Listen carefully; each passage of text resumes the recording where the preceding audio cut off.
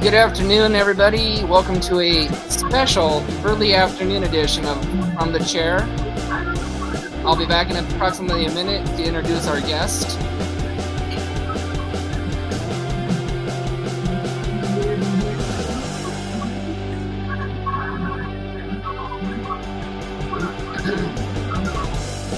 Joining us this evening is Plex Max, an independent wrestler out of Colorado.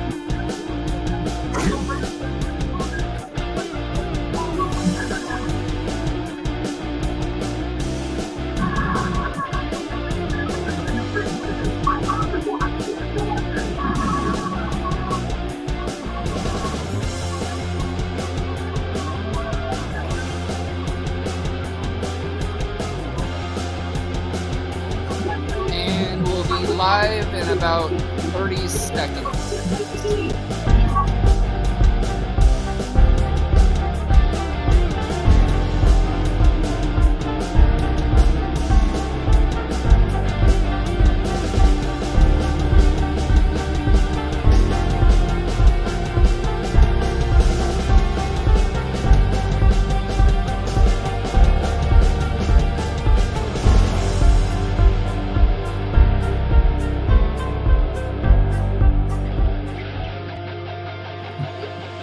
Hello, everybody, and welcome to the podcast. Plex, welcome to the show. Thank you guys for having me. So, what got you interested in pro wrestling to start with? What got me into pro wrestling was when I was a child. I was actually in church camp. I was a Royal Ranger, and they actually had a board game. Remember when WWF had a board game? I do remember that. Mm-hmm.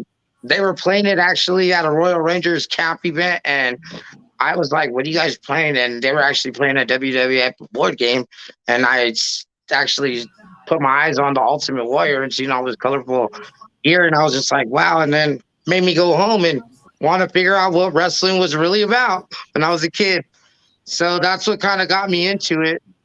And once I figured out all the lights and all the camera flashing and all the super moves, I was hooked. That was it. It was over from there. So you said the Ultimate Warrior. What were some of your other favorite wrestlers growing up? Like the Legion of Doom, to like Papa Shango. Papa Shango was actually somebody that I really, really liked. I'm with you on that one. I really feel like that was like, I really liked the characteristics that wrestlers used to bring back or bring to wrestling back then, like being somebody just from out of this world, like the Undertaker or the big giant Tony Gonzalez, when he wore that big old bodysuit that made him look like just so massive. And, just characters, the Legion of Doom with the big old pads on, their face paint, just something just not from this place, something you can just create up in your mind and just bring to the world. Absolutely. I kind of got gravitated to that myself. That's what I just love about pro wrestling. Like today would be my favorite, I gotta admit, would be Bray Wyatt and Uncle Howdy. Just because they bring that element back to wrestling. Very good choice. So that's what kind of bring me to wrestling, and like it's just been phenomenal for me. I've been watching wrestling for I want to say a little over 27 years. Wow. So I've been a fan since I was a young boy, and now today I am a pro. I am an independent pro wrestler. So let's talk about that a little bit. What promotions up there in Colorado? Which, for the fans who don't know, there is a big wrestling uh, population in Colorado. Are you Yes, working for? yes, there is a big wrestling community here in Colorado. I first actually, um, can I start from the beginning if you don't Oh, mind? yeah, go ahead. So my journey kind of started with I was actually moved here from Pueblo, from Oklahoma, from Salsa, Oklahoma, over there, right over there by Fort Smith, Arkansas. So I was doing some work over there in an industry, and I kind of didn't like that industry, so I kind of moved towards Colorado with my sister, and ended up here in Colorado, in Pueblo, Colorado. Didn't know nothing about Colorado. I'm a Southern boy, back from South Texas. I didn't know nothing about the mountains, so I was like, I'll give it a shot. What do I have going for my life at that time of the period? And so I moved to Pueblo. Around that time is when AEW started coming around. Well, I was like, well, what's AEW? I wasn't really a big fan of AEW. I wasn't really a big fan of anything other than WWE. So I was sitting there watching it, and it was one match in particular. I'll tell you, this is what started the Plex career. It was one match in particular. It was John Moxley versus Kenny Omega. The lights out, unsanctioned match. Match ever. Yes. Yes, I totally Yes, agree. very much so. Because, like, I watched that match literally on a phone, and the screen was probably like this big. But it had me, like, I was like 12, 13 again, and like, yeah, ooh, ooh, jumping out of my seat. And I felt that adrenaline rush from my seat to like stand up and cheer. And I was in my garage, and like my sister was living in the basement in another on the opposite house, and she could hear me screaming and yelling. She came out, "What's going on?" I was like, "Nothing. I'm watching wrestling." She's like, "Oh, okay." But like that feeling made me feel like wrestling was alive again. Like there was like something there. Like like okay, I never seen this. I haven't felt this in a while. So with that match, it kind of just stuck with me, and I wanted that. Like I wanted that feeling. And so my wife, she was like, at the time, we weren't really together at the time, so we kind of like started meeting each other. And she was like, "Well, what's your passions? What are your desires? What do you really want to do?" She goes, "I see that you watch a lot of wrestling." And I was like, "Yeah, that's true." She goes, "Well, have you ever thought about doing it?" And I was like, yeah, I was like, I always thought about doing it, but I didn't know, I felt like it was going to cost me a lot of money. I've never was never raised to be um really like well off, as you could say. I was really a poor kid. Um, but she was like, "You know what, let's try something." And then I met a guy online named Duque Valfon from Philadelphia. Great guy, great, fantastic luchador. He's magnificent dude. So I spoke with him for about like a good 3 4 hours, and he was telling me things about how to get into school, finding places, and he actually extended his hand to see if he could help me with maybe contacts of people here in Colorado. Well, he didn't really his contacts really didn't know anybody, but the best advice he gave me was look for any local wrestling school, every single one of them, and check them all out and see which one best fits you before you even make a decision about going to any wrestling school. Because you got to know where you kind of fit in and don't fit in. I mean, the wrestling community is barely inviting. So that's kind of like where my whole journey as Plex began. I started at my wrestling school at Empower Training Center in Colorado Springs under the trainers Eric Lalone and Jimbo Hard Knock Jimbo Lucas, the pro wrestler there in Colorado Springs. And From there, I went to school for about, I want to say 13 months, 13, 14 months program, and I completed it at Empower. And then I had my first actual match at Colorado Springs Wrestling in Colorado Springs at the Vibe baseball game. They're the ones that gave me the shot. They gave me my first shot, and then I moved from a different promotion. I went to Renegade Championship Wrestling. Um, I won two championships there at Renegade Championship Wrestling. And then I went and did a matchup at Primo's Premier Pro Wrestling up in Denver, Colorado. And I actually did two shows there. The second show, I actually got to be a one time tag team champion with the association, actually with my trainer Jimbo Lucas. So I got to be a tag team champion for one night with the associations, which was really great to share that spotlight with my coach. Was really magnificent. And then I've been wrestling for. I wrestled for Motivate Pro Wrestling, High Impact Wrestling out there in Tucson, Arizona. Motivate Pro Wrestling, sorry, is actually located in Border, Texas. And then I also did some seminars up in Rocky Mountain Pro. And what else? Oh, and I did a show out there in North Carolina for Matt Creed's Alliance Independent Wrestling Federation out there in Mayberry, North Carolina. Nice. So that was actually a magnificent time out there in North Carolina, honestly.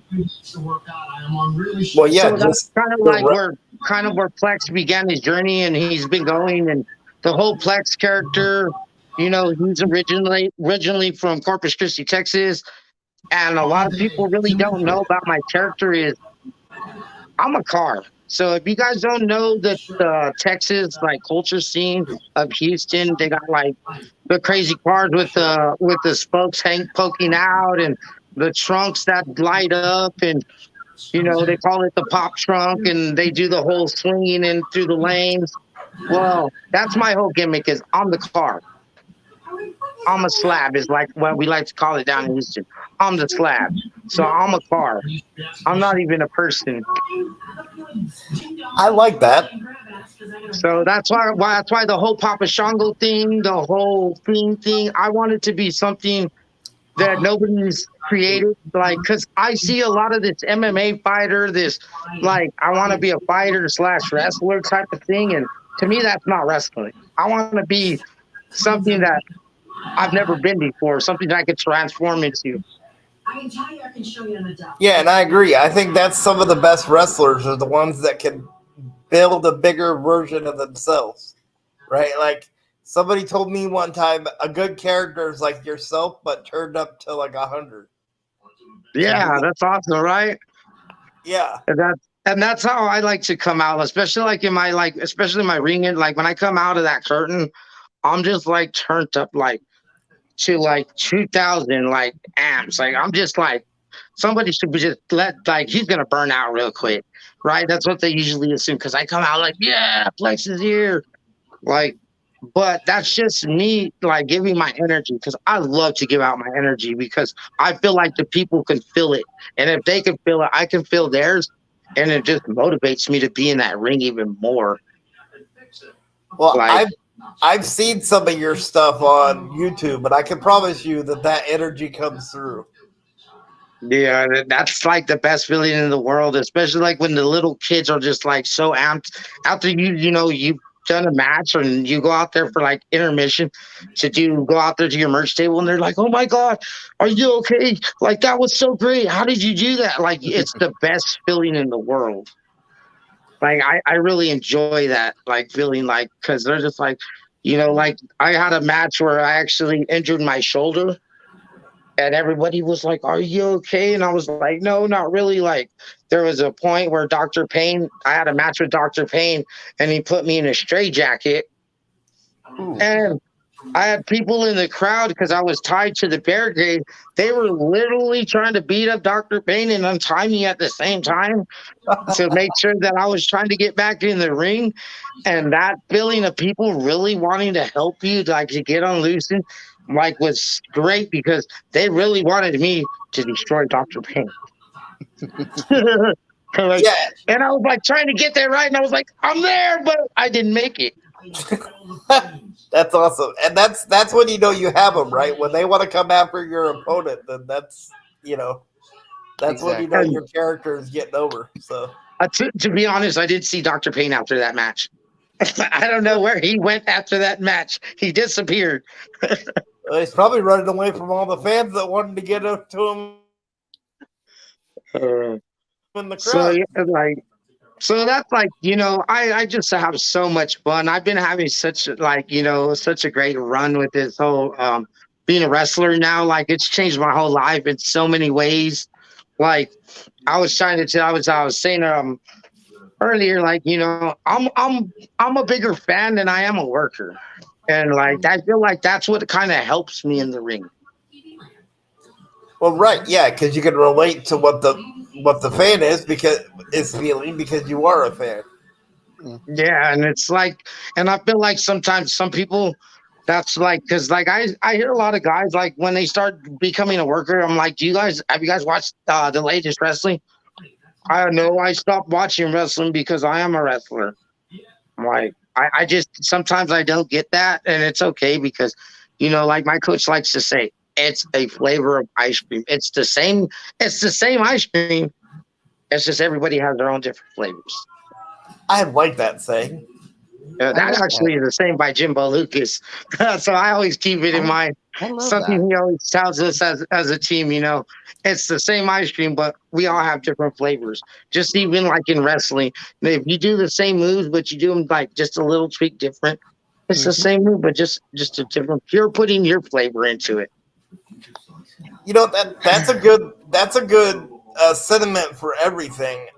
Tony and Exactly. I do a lot with the Special Olympics, and that's a good like saying for the Special Olympics even because Mm. anybody that goes through any kind of like disability or anything, you're not gonna get everybody to like you. So like you said, it's like each person has their own flavor of ice cream, right? It might be different for each person, but It's the same cream. It's the same ice cream bomb. Exactly. yeah, And you saying you being from Texas and everything, I've got a lot of my favorites that come from the state of Texas. Like who?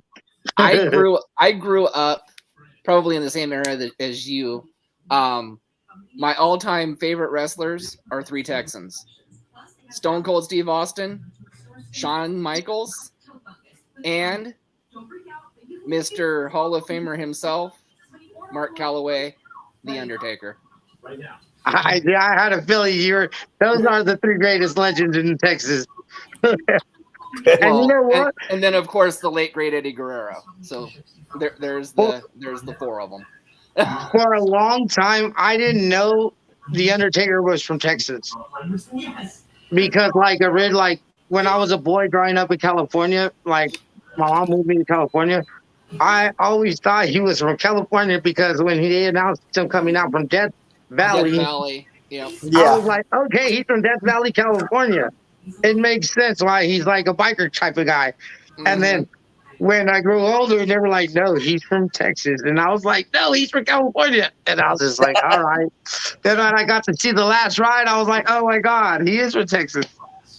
Yeah.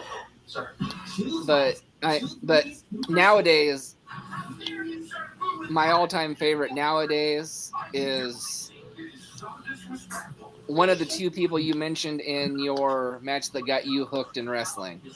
Actually, I love Moxley, but I fell in love with him as Dean Ambrose as a member of the Shield. okay. But I re fell in love with him when he was AEW, and now since he's got creative freedom to do his own character, he's gonna take the world by storm. Oh yeah, that's what I kind of liked about Moxley too, because like even like he is so humble that he goes back to the independent scene to do things in the independent scene to Yep. show like there's still an independent scene that has a lot of great talent. And like Mm, that's what I liked about Mox, especially like when I got introduced into that Josh Barnett's blood sport that he does. That's mm-hmm. something that I really like looked into like in the beginning of my schooling as a wrestler. Like I really wanted to start learning more shoot stuff so I can do more like blood sport things like that and get into that type of stuff. But like I'm like starting to get there. It's just like I just didn't know the rules or the concept of like that blood sport in the beginning. So it was kind of like everybody was like, nah, it's not gonna make it, it's not gonna do so good. Now it's like it's a big thing now in GCW. It's like Mm-hmm. one of their big shows. Oh Yep. yeah. And so like I'm honored just to be able to watch it. Like they got some great dudes on there. Oh So yeah, yeah, they like do. most definitely, I love Moxley. Like honestly, another great. Like I like the young guys that are coming up in the game, like Jordan Oliver, Nick Waynes, Ricky Starks. Like I'm a big Ricky Starks fan. Mm, Oh yeah, I love Ricky Starks too. Like Nick, I watched Ricky Starks when he was AEW Dark when he was like an absolutely nobody, but he was like a little shiny, annoying jewel rhinestone. But now he's actually becoming a star. yes. yep. And so I really enjoy watching Ricky Starks. Like I like to watch some of the younger guys because I feel like some of the old talent that have been ex WWE talent or like Impact talent, like Mm-hmm. they kind of already had that kind of a shine. So it's great to see like the younger crowd actually be boosted and pushed more forward because that's how I feel like even here in my independent scene, as in Mm-hmm. Colorado, I like to see my younger talent to be pushed because sometimes you get some of the old talent, which is great, but how do the younger guys get the push if you guys are kind of like still overshadowing or like overbearing the shows and it's you guys all the time? When does the new talent get their push? Exactly. You know, Yeah. and as Nathan was telling you in the beginning, we interviewed Sign Guy. Now he's also a referee, and you're gonna like this new school flavor. He refereed AEW own Darby Allin's very first professional match. Wow, Yeah. that's awesome. And Darby Allin to this day remembers him as his very first referee. Wow. True Say story. it's small things like that, small little great things like that. True story. And I bet you that guy will never forget that match ever in his life. Oh no. No, it was one of them that he told us, and yeah. It's like when you get to see those type of people, you like never forget. Like there's a moment where I went to a 4-day seminar up in Rocky Mountain Pro, and it was actually a film and study session. So they were like filming all these episodes of Charge, and then they had their Shocktober pay-per-view like the following Saturday because I was there like Thursday, Friday, Saturday, and Sunday. So it's 4 days. And then on Sunday we got to do a little seminar with D'Lo Brown, Zimbodi, Josh Matthews, Ooh. Oh. and the head ref from Impact. Gosh, I forgot his name. Hepner? No, Uh, Hebner's not an Impact anymore. No, he's not Impact anymore. he's the younger kid, like kind of has spiky hair. Yeah. Oh yeah, I know who which you're talking about.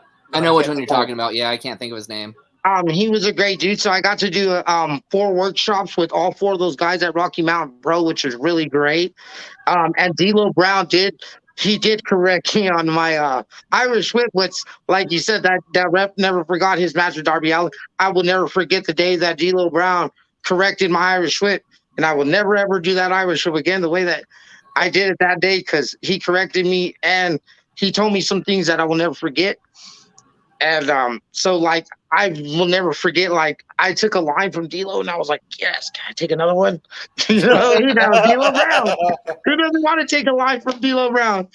You know what I mean? I was like, "Clothesline me again." Hey, if you want to do a frog splash or something, I'm good with that too. Exactly right. If you want to get up there and shake your head a little bit, I know you don't do the old school thing, but I'm down with it too. But yeah, like so I understand what that rep was going.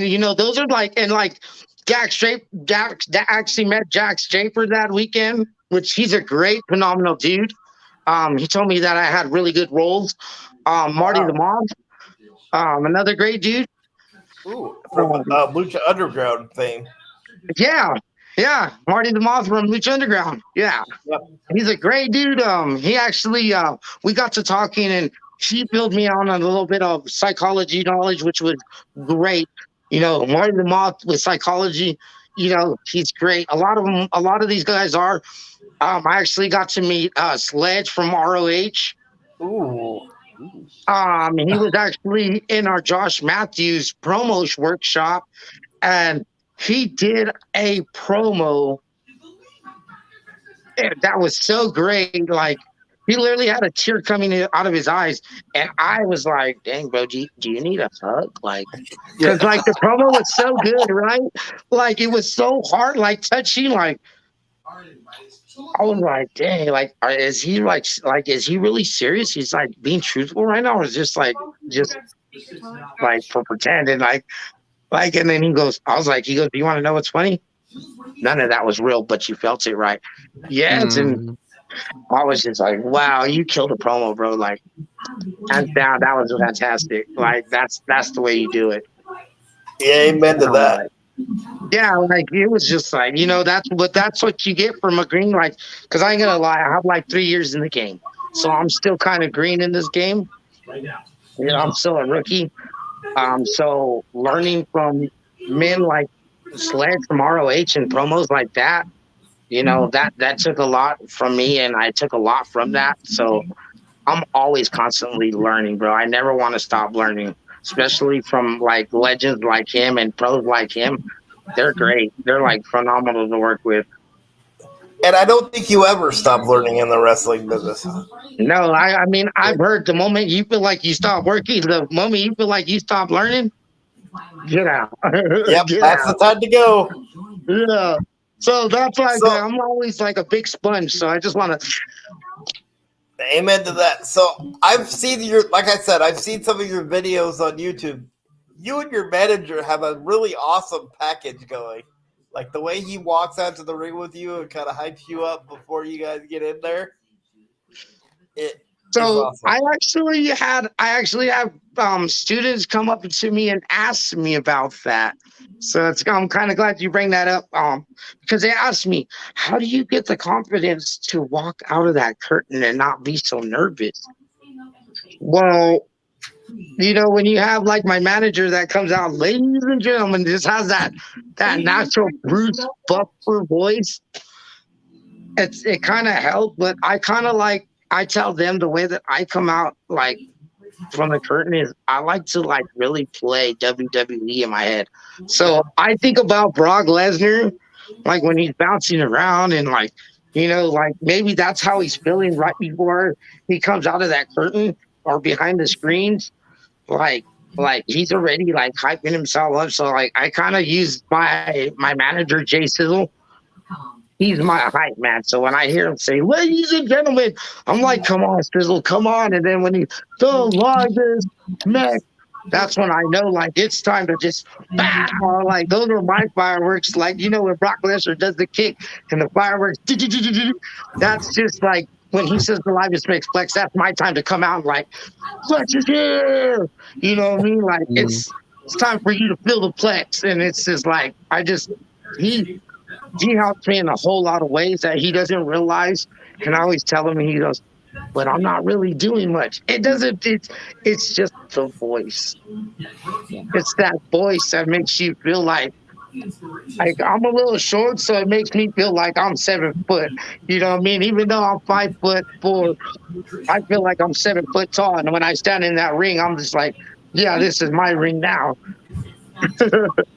Yeah, that's how Nathan feels when I introduce him. Yep. I'm the hype man for the show. So So And ironically, he says the same thing your manager does. Whenever I give him a compliment, he's like, "No, I'm not doing anything." I'm like, "Come on, man, you can't just call yourself George."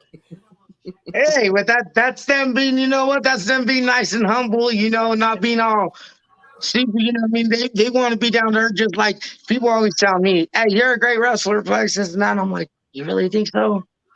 okay, I didn't really like that last one, but it was great. And I'm just like, oh, you sure?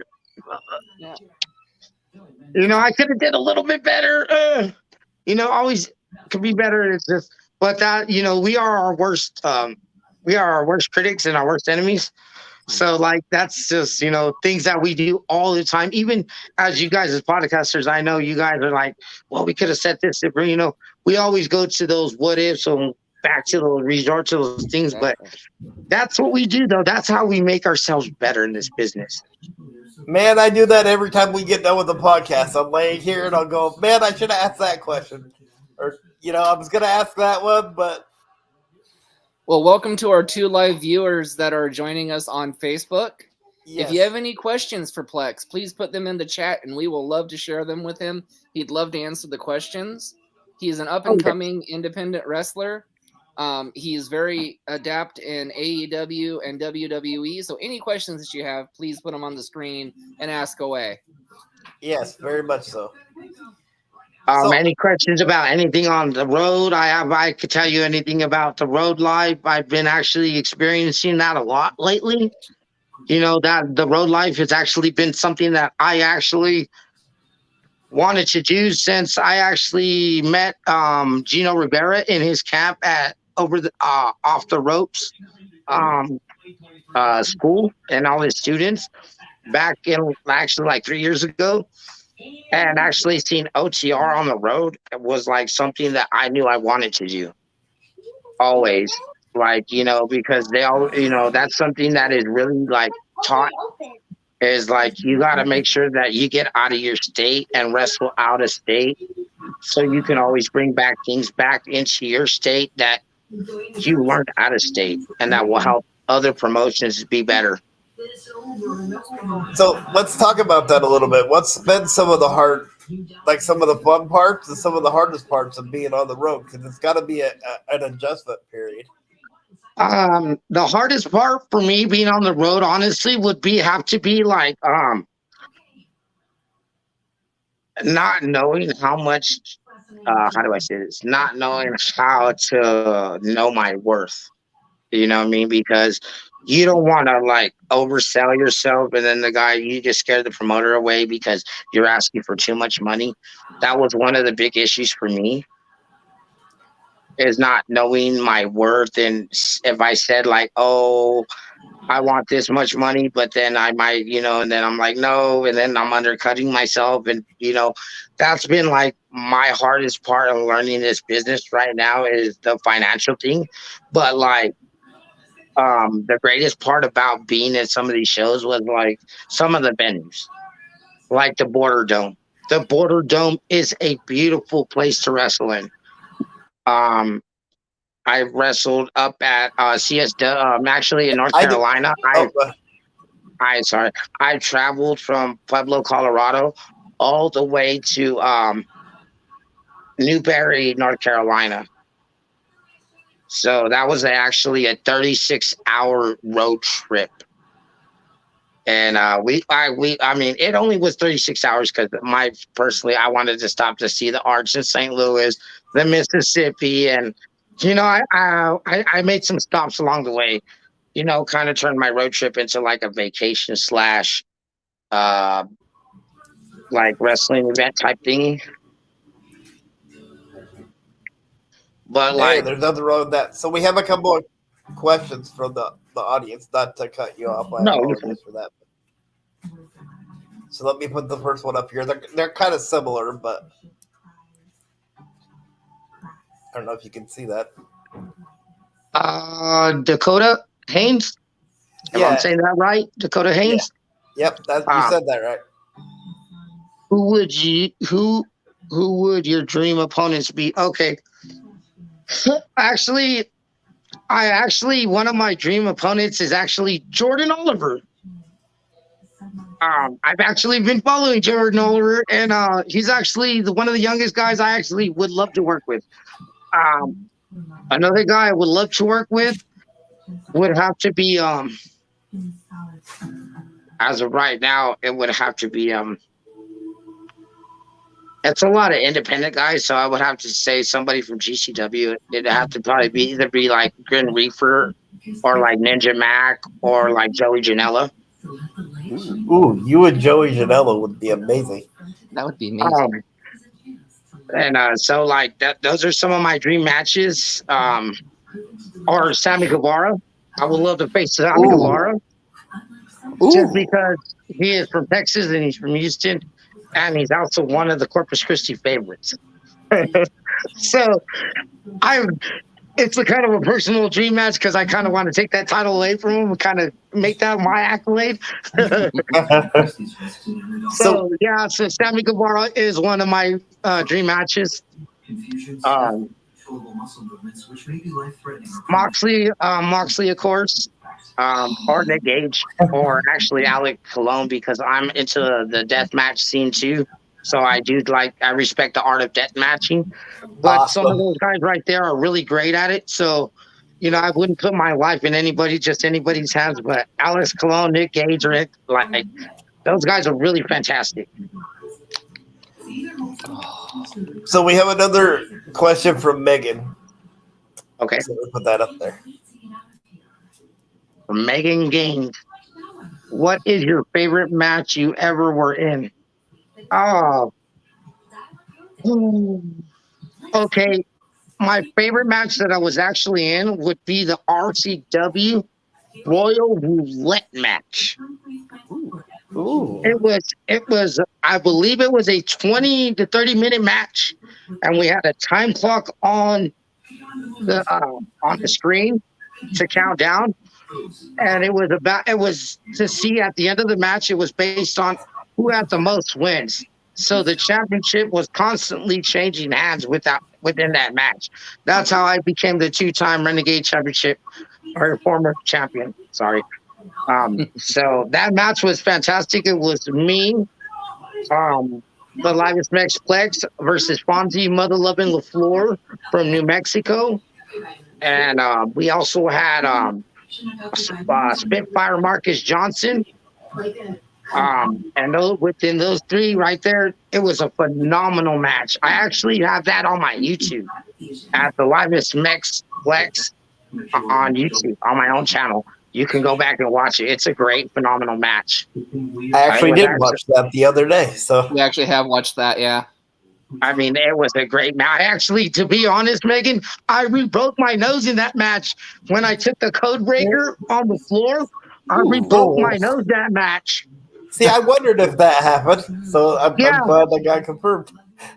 Yeah, no, I re-broke my nose in that match, and I was like, oh, and I was like, I broke my nose, and then I was just like, okay, I'm laying on the ground too long, and I was like, spread the blood on your face. So I was like, thinking I had a whole bunch of blood on my face, so I wiped it, and I was like, let's go for it. That is awesome, and very inventive to just kind of go with that as face paint. Yeah, that's how I was just like, let's go, it's time. It's time to get that war paint going. So that was what, and my second favorite match, Megan, I will give you a second one, is another one with Fonzie LaFleur. It was the first ever Pop the Trunk match at Renegade Championship Wrestling 2 in Canyon City, where Fonzie did end up putting me in a trunk.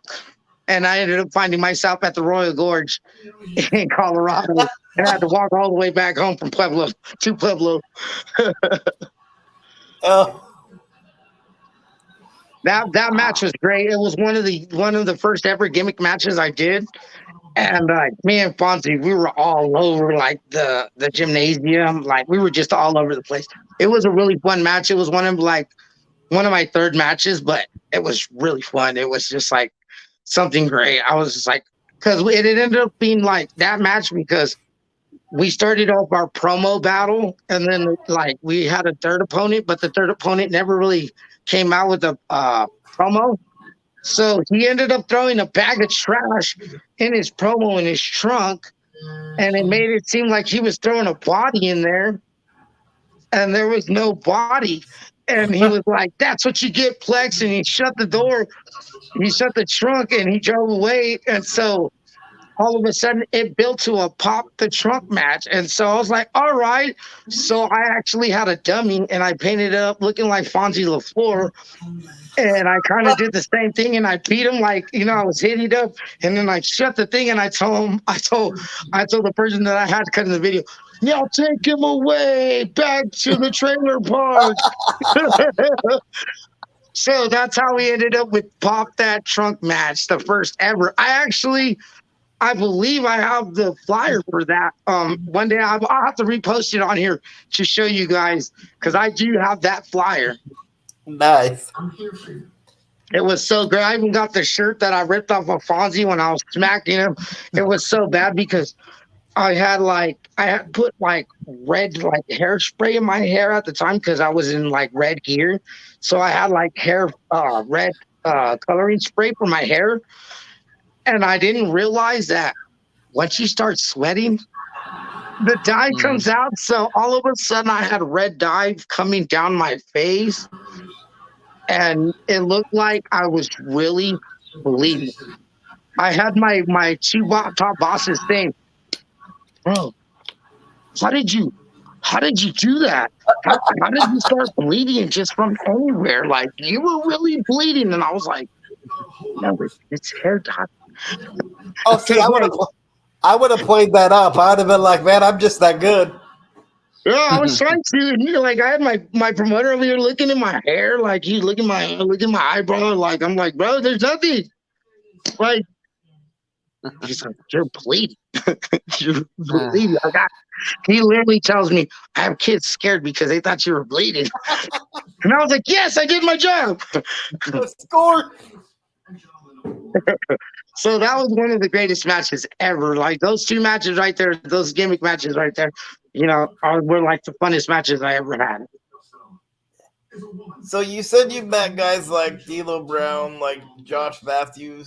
Is there anybody that you met that you were just like awestruck to meet for the first time?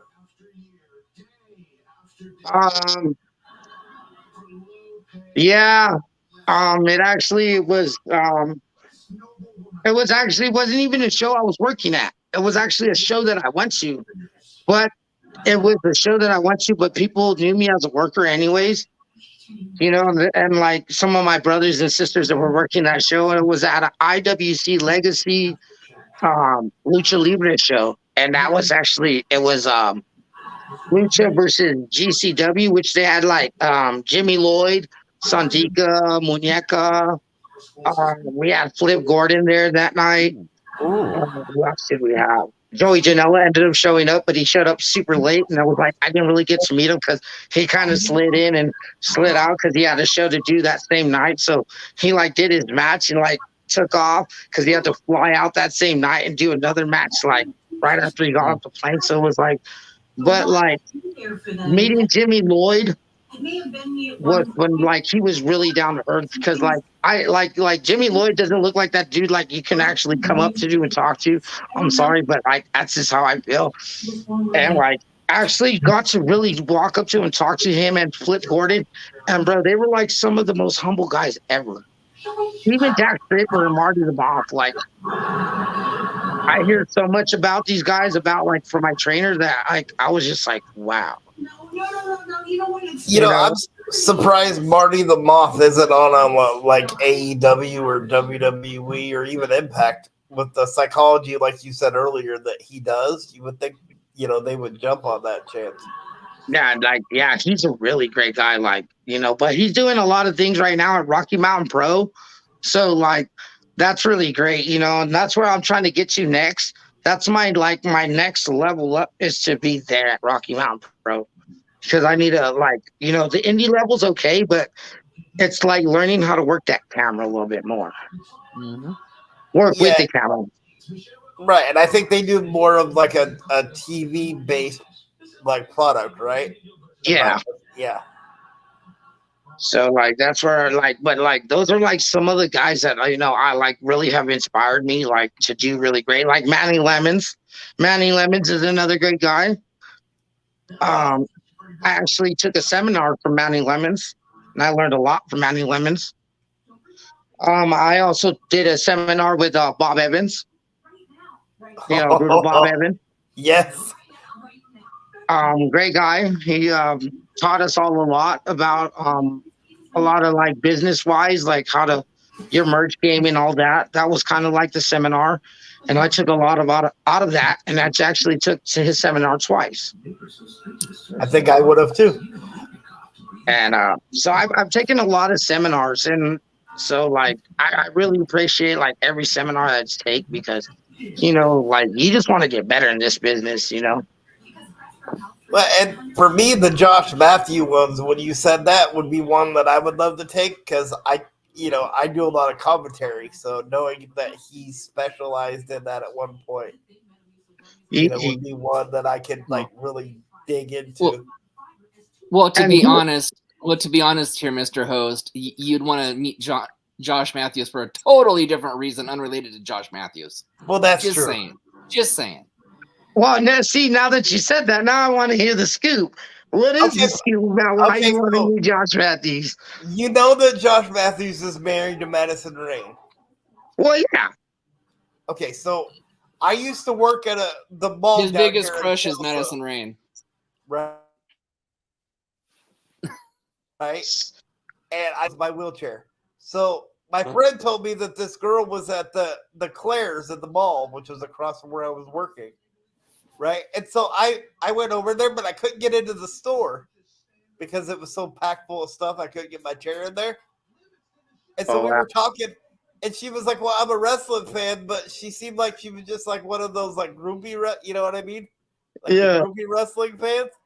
So she's like, you want to go out to dinner or something? And I was like, well, no, I'm busy. I don't know. You know what I mean? I kind of blew it off. And then like a few months later, I realized, or a few years later, she showed up on Impact. It was Madison Rain.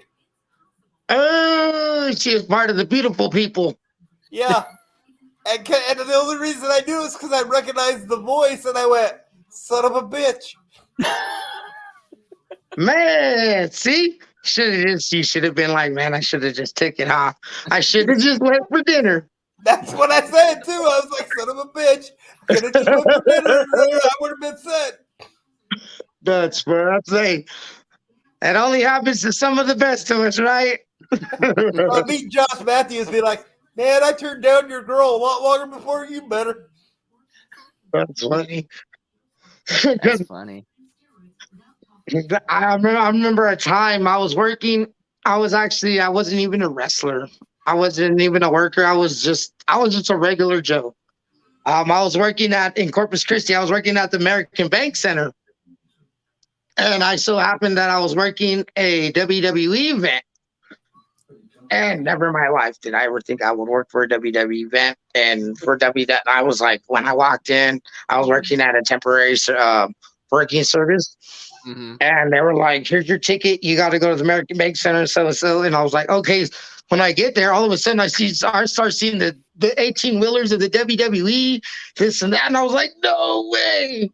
So like I was helping backstage doing all this stuff. I ran into John Cena. Oh. So at the time, my middleest daughter, me and her, we were big fans, and we were big John Cena fans. I was more of a Randy Orton fan. But I respected my daughter, so I was a Cena fan too. And so I looked at him, and I ain't gonna lie, I got starstruck. I was like, "That's John Cena!" Like, that's John Cena. And he goes, "Hey, like, he was respectful. He was like, hey, how you doing? I was like, okay, like, like just looking at him, and I was like, and we kind of had like a one-on-one, like private moment, where we were kind of alone. And like, I really like was kind of scared to ask him, but I was like, can I ask you something, bro? And he goes, yeah, you can ask me whatever you want to ask me. And I was like, my daughter's a really big fan of yours. And I was like, would you mind saying hello to my daughter? Like, like on FaceTime. And he goes, yeah, that would be no problem. You're great. And like, he actually grabbed my phone and like my daughter answered and he was like, why, hello, Liliana. And she was like, oh my God. Dad, you had John Cena call me? And I was like, yeah, I'm standing right next to John Cena. And so like that day from like I was like we were forever John Cena fans. Like there's like I had so many wrestling moments in my life that were just so phenomenal with like and like Wow. two like that moment right there was with John Cena. I have a Randy Orton moment that I could tell you about. We were actually at the Water Gardens behind the American Bank Center in Corpus Christi, and there's an empty parking lot. Well, back then, Randy Orton used to like to travel in his bus. Mhm. Right. Yeah. So he happened to be there early, and so were we because we wanted to beat the crowd and be like the first in line. Well, we were behind like the arena area where the water garden was at, and we were walking behind there to go to the front of the arena. All of a sudden, we seen his kids. I guess they were his kids. They were rushing us, and they were rushing my daughters, and my daughters kind of ran towards them and they were playing with them, and all of a sudden, who do I see coming down? He's like, "Hey, come back here, kids, come here."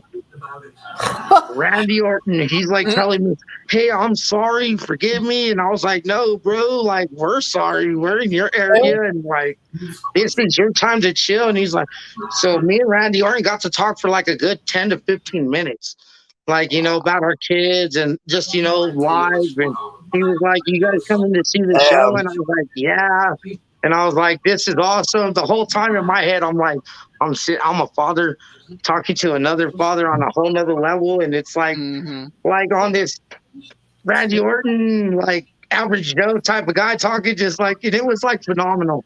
And now to be a worker and like to have them stories, it's just like, I feel like in a lot of ways, I was somewhat like drawn to this business and to this life.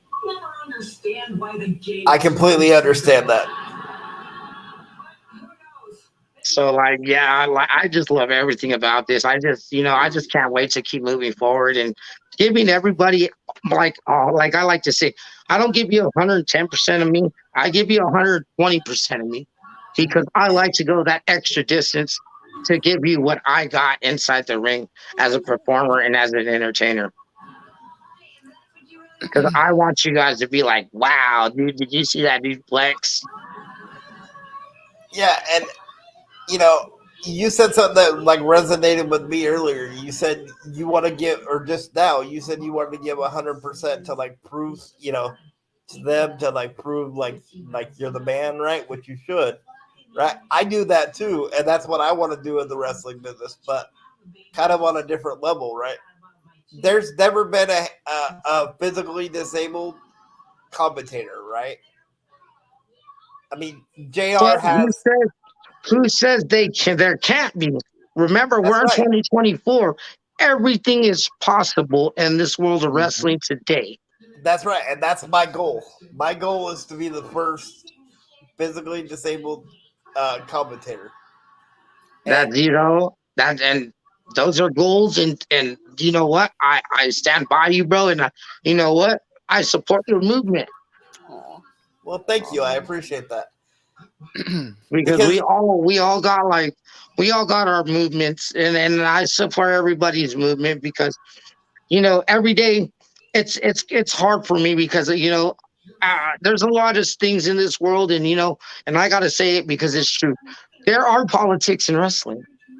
oh yeah, Oh yeah, um there is. so like on a daily, sometimes I get people like on a daily that tell me you need to train more, you need to work out more, you need to do this more.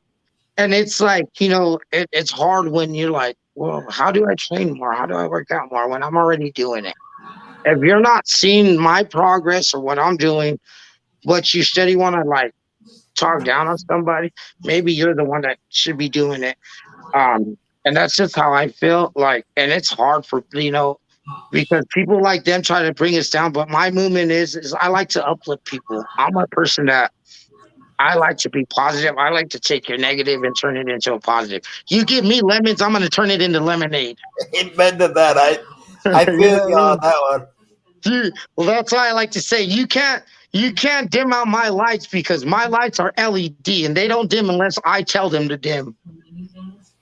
Yeah. That's And I have a saying that kind of fits right along with that too. Like, people think like when they see somebody with a disability, right, that they're that disability. You know what I mean? So here's my saying to that: I'm not my disability. I'm who I am, and the disability is just a part of me. So I'm gonna do everything I can to show you who I am, and then the disability is gonna come later. yeah. But you know what? That disability has nothing to do with your mind or your voice, brother, because you got one of the greatest minds right here in this pro wrestling game, and you got a mouth, and you know what? To be a commentator, those are the only two things you need, brother. That's right, and I can't tell you how much I appreciate that sentence. For real. Like you Exactly. like I say, you gotta just sometimes block out that negative and bring in that positive, you know? That's all Mhm. it is. Yep. So, um, what are some of your future goals? I know you said you wanted to go to the Rocky Mountain Pro and get some work up there. So my projected path, honestly, is of course to get to AEW. Oh, Um, that's my common. That's of course that's the big goal. Or if it's not AEW to GCW. Those are nice. my two projected big promotions that I want to get to. Or if not, I would like to get myself on some of these bigger promotions like Wrestling Revolver, Warrior Wrestling, um, and things like some of those higher big promotions that they have. Like, and that's kind of where I want to be at right now because I know that some of the guys like War Horse, and people like Mhm. that. Who's that other guy? There's another guy. I forgot his name. But those are some of the guys right now coming up in the independent scene that are actually really, really great and phenomenal. I love Warhorse, man. That guy's character is just Yes. phenomenal. Yes. What's his name? Red? Amazing Red? Yeah, Amazing Yeah, man. Red. he, Yes. he had that match with Will Ospreay. Yes, I saw that match. That match was insane. Yeah, see, I would like to work with guys like him. Like, those are some of the greatest guys right now in the business. And also with Gino Rivera, he's actually one guy right now in our scene that is actually blowing up really big. And he'll probably be in AEW pretty soon. He's done some things on WWE as like house shows and stuff like that. He's Mhm. worked with Keith Lee and Karrion Cross and Wow. Wow. Chris Masters. And so Gino Rivera is actually an upcoming guy, and I would actually love to wrestle him before he gets up there to the bigger scene. Just so kind of like, at least Plex has done something here in my territory area with Gino Rivera. So like that's one of my things to wrestle Gino Rivera actually pretty soon, hopefully. Well, and I'm rooting for you to wrestle one of your dream matches because after watching your stuff on YouTube, you and Jordan Oliver would be amazing. Oh, I thank you. I appreciate that, brother. I really do, because that is. I think me and him would actually.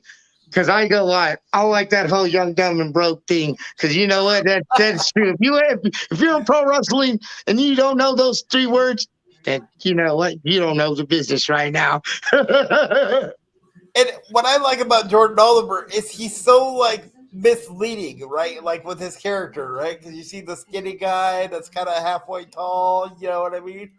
But then he like jumps and does like a backward stutter off the ropes, and you're like, damn, where'd Yeah, that come and you're from? just like, wow, where did you? Yeah, just like it's just phenomenal. Like I just love his work. No, and Like I'm the other I way. didn't Yeah. even know he was in MLW for a long time because I Mm, just followed him on GCW, and then one day I was watching actually an MLW show, and I want to believe it was the Battle of the Riot Yep, 4 or Battle Battle something like Riot. Riot. that. Yeah. And that's when I actually seen Jordan Oliver because I seen that I was also at the time I was a big Calvin Tankman fan. Ooh. Ooh, And yes. And so yeah, I follow a lot of wrestling, brother. I do. I love to scout my future opponents, as you could say. Like I do Hey, a lot of scouting. Calvin Tankman. Since he opened that door to MLW, I'll let you finish your question. Then I want to go there. Okay. Calvin Tankman Yeah. is another one I can see you killing the house or tearing the house down with, man. Heck yeah, thank you. I love to hear that. Oh my god, like those are some of the names that are just really ring a bell to me. I mean, MLW. I just started watching MLW because I found they started in a promotion that is down here in Oregon, and I lost them for the longest time. And Nathan actually told me where they were again. But I'm a huge fan of Alex Hammerstone and Jacob Fatu. That's funny. And there's a story with Fatu here in a minute. We'll get into it for upcoming podcasts and stuff. But Yeah. I think I have watched some of your matches too, and I just love your entrances and everything. What the hell? I'll just go with it. Your entrance reminds me a lot of the old Homicide and Yes. entrances when he was with LAX and Conan. LAX. Yeah. I love. You're not the first. Sorry to cut you.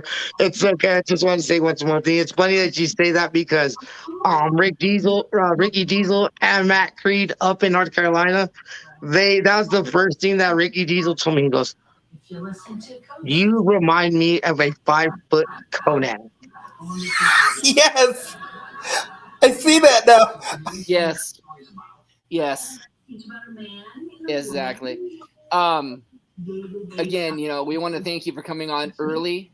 Well, really quick before you do that, I like to compare people to like wrestlers, from the past that I watch, right? And I watched your stuff, and I wanted to compare you to some people because that's just kind of what I do. The two people that I came up with were D'Lo Brown, because even though you missed it in the match, you nail a pretty good frog splash off the ropes. Mm. And Kurt Hennig.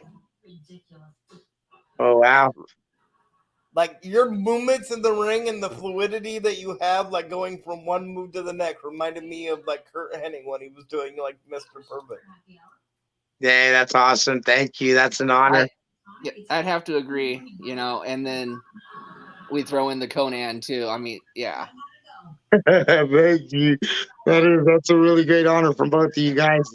Thank you guys. Yes, but getting onto that Fatu thing, I mean, I think you would crush it with any of them in the dynasty. I say Fatu now because he's the only one that's still really in the indies. But I think you and either Jimmy or Jay would have a hell of a match. Oh yeah. I think you and Solo would have a hell of a match. Yeah.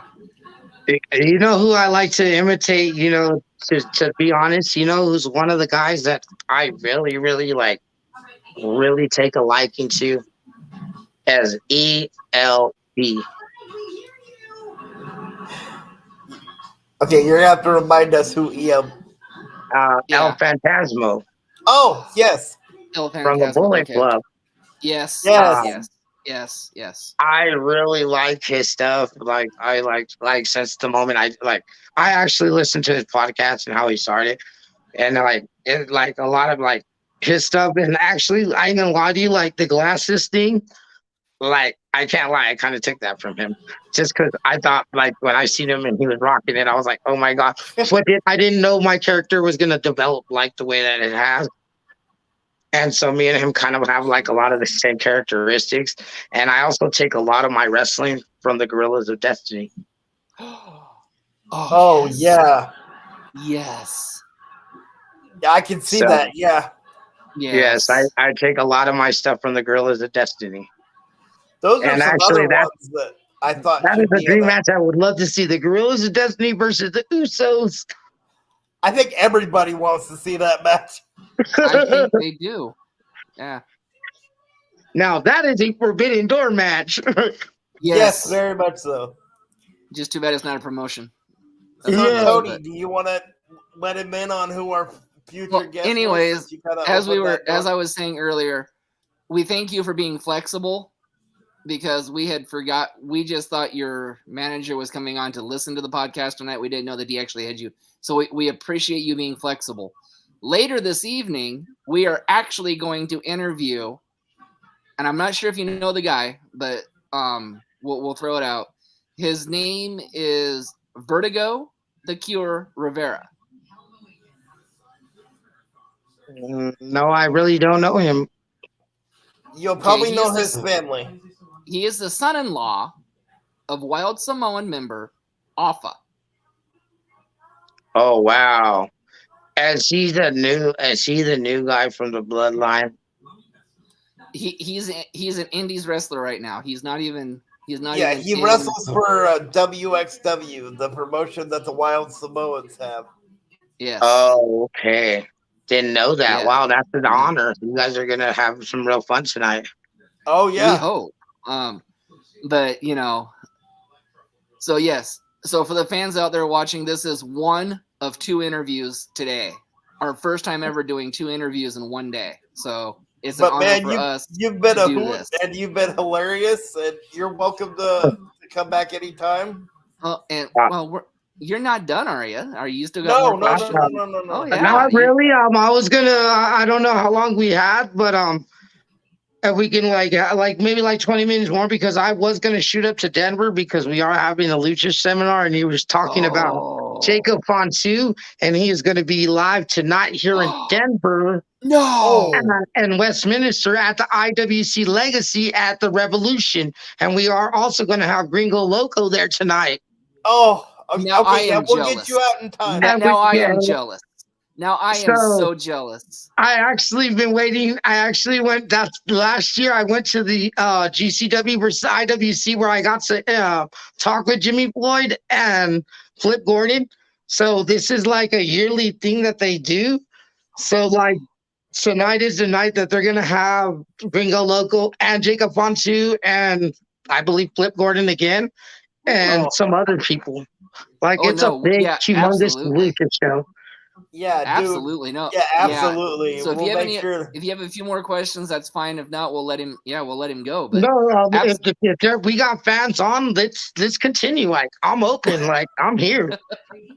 Well, we don't have any fans on right now. Yeah, we don't have any fans on right now. But I mean, it's like I said, this has been an honor. And I don't have any questions off the top of my head that I haven't already asked. So man, I just got to say again, I'm jelly. You getting to meet Jacob. Me too. That's an honor. That's an honor I would love to have. I mean, so I mean, if I get up there and I get to take some pictures, brother, I'll shoot them to you. Awesome. Absolutely. I would appreciate it. Hey, man, just throwing this out there. If you're up there and you want to listen to the podcast while you're up there, it's at 7:00 tonight. So okay, awesome. Yep. Where can we find you so my subscribers and my listeners and my followers can find us at? Absolutely. It's at From the Chair on YouTube. Okay. And we also have a From the Chair Facebook page. Okay. And for your listeners, if they want to find me on Facebook at Plex Livest, that is my Facebook page. My Instagram is Plex Zone 123. My TikTok is Plex Zone 123. You can find all my video clips on TikTok. And also, I have my YouTube page, which is the Livest Mex Plex. I have my own channel with all my matches on there. Every single one that I've done till today. Yeah. I am actually going to be uploading one brand new one that was actually from 2 weeks ago from RCW's opening season. So I will be posting that one actually today. Nice. Sounds amazing. But we thank you for taking time out of your busy day today. And enjoy your drive up to Denver. And if you meet Jacob, send us pictures, man. We'd love to see it. Yes, definitely. All righty, gentlemen. Thank you guys for having me on your guys' podcast. I appreciate it. It's been an honor from sitting right here in my chair. And stay in touch, man. I think we have a good vibe going. So Exactly. Stay in touch. You're welcome to come back anytime. All righty, brothers. Thank you guys very much. You guys have a beautiful evening. And I will be in touch with you guys, and I will be getting you those pictures. All right, sounds Awesome. good. Thank you so much. All righty, gentlemen. You guys have a beautiful day. You too. You too. Okay, bye. Thanks. Bye. Fucking amazing. Yes. And You must might I? wanna, and- you might want to end the bro.